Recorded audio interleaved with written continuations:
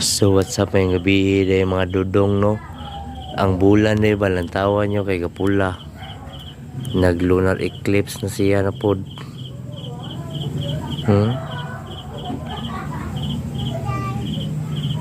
Pulag na sa bulan.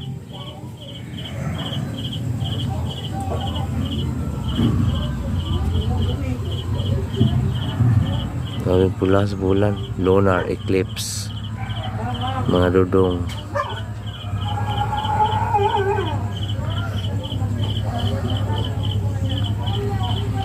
Tawag na total lunar eclipse.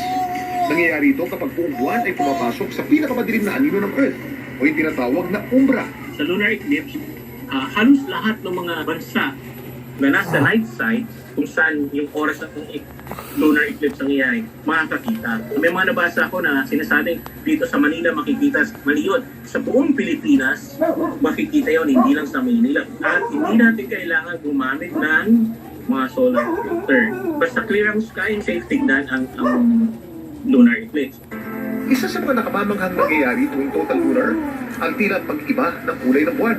Nagiging pula kasi ito, kaya tinatawag din itong blood moon. Pero bakit nga ba namumula ang buwan tuwing may total lunar eclipse? Kuya Lee! Ano na?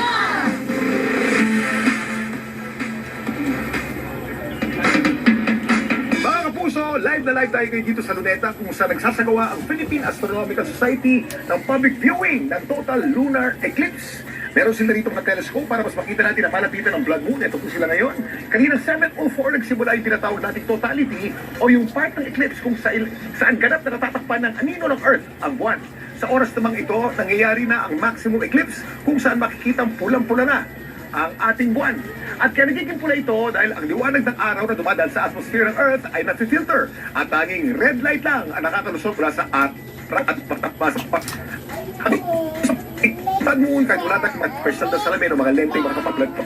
Ang huling total lunar sa naksilagat October 8, 2025. Ang susunod naman, December 31 pa sa taong 2028. Medyo matagal po yan, kaya kung may pagkakataon kayo silipin ang buwan ngayon, habol na po.